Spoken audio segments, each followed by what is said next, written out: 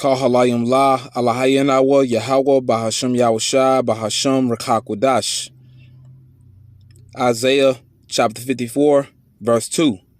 Enlarge the place of thy tent, and let them stretch forth the curtains of thine habitations. Spare not, liften thy cords, and strengthen thy stakes. For thou shalt break forth on the right hand and on the left, and thy seed shall inherit the Gentiles, and make the desolate cities to be inhabited. What does this mean? That means in the kingdom of heaven, the earth is going to be bigger. The earth is going to be larger. The Lord is going to expand the earth. Okay? The earth is going to terraform. After these thermonuclear missiles do what they're intended to do, destroy all this Edomite infrastructure, destroy all the poison, destroy all the plastic, destroy all the space debris, destroy all the space junk, destroy all the trash in the sea. The Lord is going to enlarge the place of our tent, of our habitation. He's going to enlarge the earth. Okay? And we're going to break forth on the right hand and on the left. We're going to have a lot of sons and daughters. We're going to have many sons and daughters. Each Israelite man is going to become his own nation. We're going to nation build. That's why each Israelite man is going to have many, many wives. Okay? And our seed, our offspring, are going to inherit the other nations, the Gentiles. They're going to inherit them as slaves. All right? Slavery is in the Bible.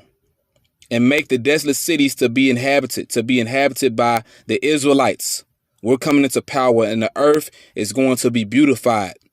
You see? Precious stones going to be everywhere. Okay? Now, there are different stones on the earth now, but this is nothing. Okay? These things are nothing. I got some rough stones here. Just wait until once we get in our power, man. Everything's going to be beautified. And you're going to see your reflection in everything. You know? This is the blessing of Yahweh Bahasham Yahushai on his people, man. All right? This is a blessing. A big, humongous blessing. All right? Let's get into this. Lord willing, you're edified.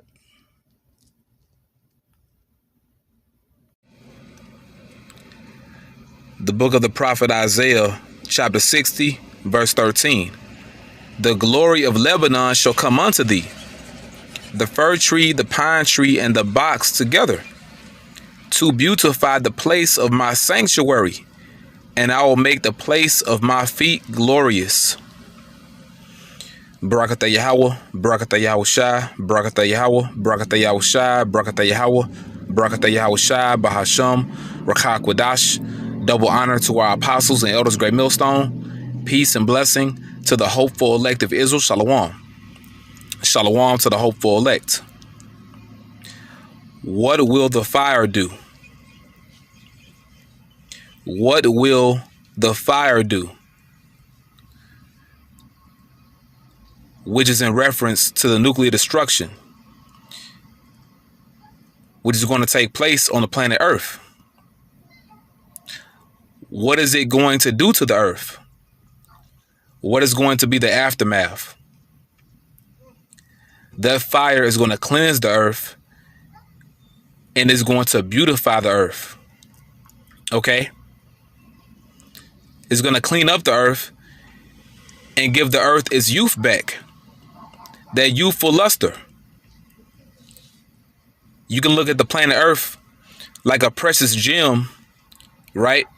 But let's say for right now, that gem is rough. It's covered in coal. It's covered in all types of unwanted properties, undesirable elements.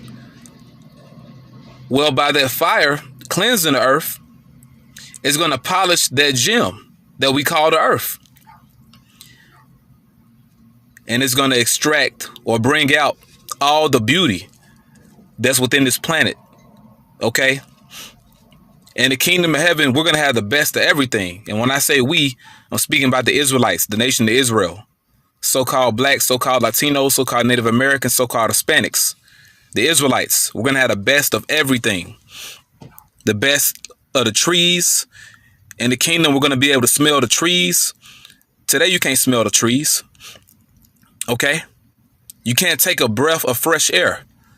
You can't go outside for a breath of fresh air. In the kingdom of heaven, we're going to do that every day. You know, inhaling and exhaling clean oxygen. All right. Actually being able to breathe. Okay. We're going to be able to do that and live, man. You know,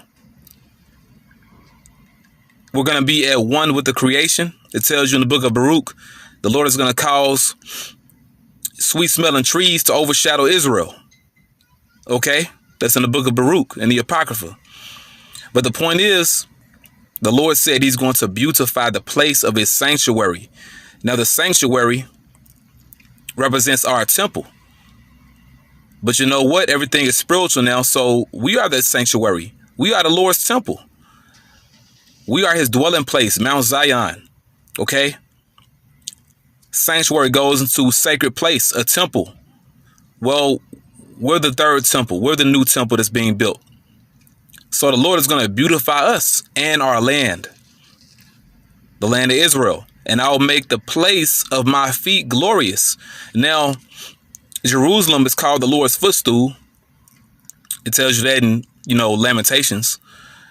When the Lord took us down by way of the Babylonians, he forgot his footstool in the day of his wrath and the day of his anger. So we are the Lord's footstool because we're the place of his rest.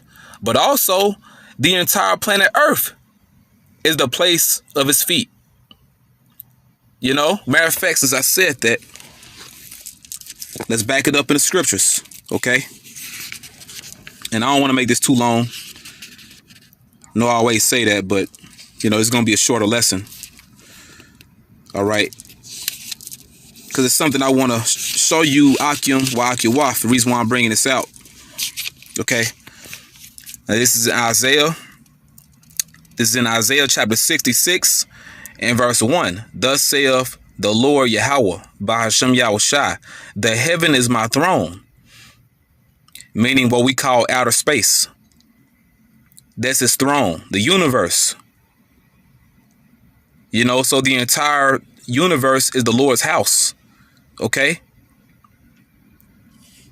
But also he rules from the spiritual realm. That's also his throne. So you got the spiritual realm, but also outer space. And the earth is my footstool. Where is the house that ye build unto me, and where is the place of my rest? Ultimately, the Lord's people. We're being built up right now. Okay, but the point is, the earth is his footstool. He's going to make the place of his feet glorious, beginning with Jerusalem, beginning with his people. We're going to be the new Jerusalem. We're going to get that upgrade, the new bodies. We're going to get those new suits, those eternal houses for our spirits, those new bodies. But also, man, he's going to beautify the whole earth, man. Beginning with his people, beginning with his land, and then the whole earth. Okay. And the reason why I'm bringing this out is because I was meditating on how, glorious the kingdom of heaven is going to be, and I acquired some stones here. So I wanted to make a point. Now, these stones right here, brothers know about them. They're called lapis lazuli. When you read in the scriptures, certain times in the scriptures, you'll see the word sapphire or sapphires. It's talking about lapis lazuli, which is a precious stone native to the Middle East. In particular, Iraq, Afghanistan, Pakistan, that region. So sapphire in the scriptures talking about lapis lazuli. But, you see it. It's a very beautiful stone. But also with lapis, you have to, cut it, tumble it, certain merchants that sell lapis, they actually put an oil on the lapis to extract the color, to bring out the color, the vibrant blue, you know. But I wanted to draw a comparison. Now, this stone on the right, you see, it's called Hayun, which is related to lapis. It's basically a part of the sodalite family. You know, this stone here, with sodalite and lapis are not the same, but they're related. You know, they have certain, you know, certain parallels, so to speak, certain chemical compositions that are similar, but they're different. You know, they're very different, but they're, you know, they're similar. Okay. But dealing with Hayun, which is closely related to the sodalite, and sodalite, like I said, is similar to lapis. But Hayun, this was formed in volcanic rock. It was basically formed in a volcano. Okay. But like I said, this is related to the sodalite. For those of you brothers that, you know, have sodalite, you know what I'm speaking about. But when you look closely at this stone, you know, it's very intense. The color is intense and it's very crystal-like. And it's even more crystal-like, you know, as opposed to lapis and even sodalite, you know, when you look closely at this stone. And this shows me the kingdom of heaven is going to be far above anything we could ever imagine, because this is a stone. This is a stone that you can find on this side. Okay. Formed in a damn volcano, you know, in different parts of the earth. But you see how that lava brings out all that blue, all that bright blue, you know, and it's crystallized. Okay. You see the streaks, you see the inclusions. Okay. So the Heavenly Father is high level, man. And this is a smaller version of the Hayun. But it looks, you know, far superior than that of, you know, lapis, which lapis is beautiful. You know, lapis is very beautiful. But, you know, when I look at this, it reminds me of a more high level version of lapis, you know. But the point is, this was formed in fire, formed in lava. OK, so what is that fire going to do to the earth? Because here it is right now. We're living in a post-flood era. We're living in a time after the flood, after that worldwide flood. And we see what the flood did to the earth, you know. But you know what? Fire is more intense and more extreme than water. They're both cleansing agents, but the fire is more powerful. It's more potent. So what is that fire about to do to the earth, man? It's going to help beautify the earth, you know, cleanse the earth, give the earth its strength back, its youth back, you know.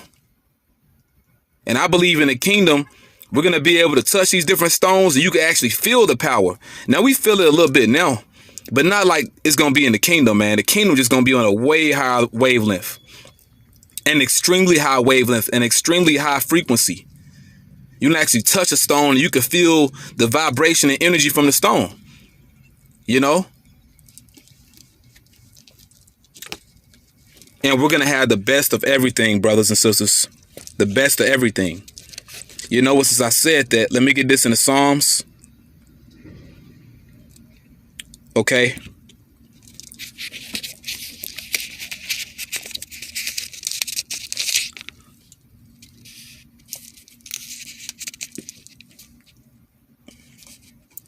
So give me a second. All right. Certain verse that I wanted. Yeah, here we go. In Psalms chapter 21, verse 1. The king shall joy in thy strength, O Yahweh, by Hashem Yahushua. And in thy salvation, how greatly shall he rejoice. Thou hast given him his heart's desire and has not withholden the request of his lips. Salah. So in the kingdom, we're going to have our heart's desire. So it's nothing for the Lord to beautify the earth. We want to see the earth in its strength. We want to see the earth in its beauty. How the earth was originally intended to be. We want to see paradise, how it's supposed to be. See, Esau, Edom made paradise a prison. It's not going to be that way in the kingdom. You know, here it is. We're all restricted. The earth is all restricted. You know, everything is in captivity, man. You know, at certain pictures on Google, you'll see the earth with a face mask on. The whole earth wearing a damn face mask. So the earth is catching hell, man. And we're catching hell too. But in the kingdom of heaven, it's not going to be, you know. And once again, part of our heart's desire is seeing the earth how it's supposed to be. Paradise. You know, the Lord, he's going to remove that curse of Adam. You know, he's going to remove that curse. And also the curse of Cain. You know, the Lord cursed the earth, man. But see, he's going to remove that. You know, going back to Adam, we have to basically work, you know, to eat. We have to work to live. But also, you know, dealing with Cain, you know, scriptures say how the earth would not yield forth its strength unto Cain. Well, Cain is in power today by way of the Edomites. So the earth isn't yielding forth its strength unto Cain. So this right here, this is nothing. This is nothing, man. Just wait until, you know, once we get in power. Let's see. And it's another scripture I wanted in Isaiah 60. And I'm going to make this quick. Like I said, Isaiah chapter 60 and verse 17. For brass I will bring gold, and for iron I will bring silver, and for wood brass, and for stones iron. I will also make thy officers peace, and thine exactors righteousness. So this is going to be a very divine and godly kingdom that's never been seen before like this. The closest we've gotten to it was during the time of Adam, ruling as the sons of God. Okay. And during the time of King Solomon, you know, when the nation of Israel was in power during that time for 40 years, 40 years of complete peace. You know, that's the closest we've gotten to it. But you know what? We gonna get it again forever. And this is telling you we're going to get the best of everything. Everything's going to be leveled up. Like I did a vid going into how Yahweh Shai is going to redefine life.